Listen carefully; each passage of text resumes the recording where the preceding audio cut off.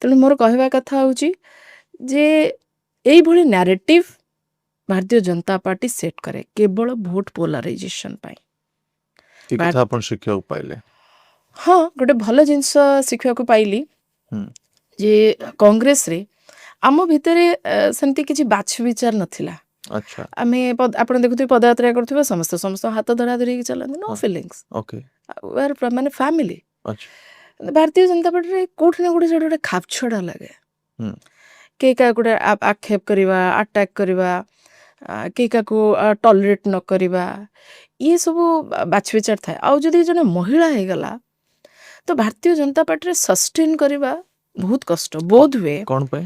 ମୁଁ କହୁଛି ବୋଧ ହୁଏ ମୁଁ ଗୋଟେ ଦଳରେ ଯେହେତୁ ଆପଣ ଜାଣିଛନ୍ତି ଯେମିତିକି ଅଲ୍ ଇଣ୍ଡିଆ ମହିଳା କଂଗ୍ରେସ ସେକ୍ରେଟାରୀ ଥିଲି, 3ଟା ଷ୍ଟେଟ୍ର ଇନଚାର୍ଜ ଥିଲି, ନ୍ୟାସନାଲ୍ ସ୍ପୋକ୍ସ ପର୍ସନ୍ ଥିଲି, ଏଠି ବି ରାଜ୍ୟରେ ମଧ୍ୟ ସେକ୍ରେଟାରୀ ଥିଲି, ସ୍ପୋକ୍ସ ପର୍ସନ୍ ଥିଲି।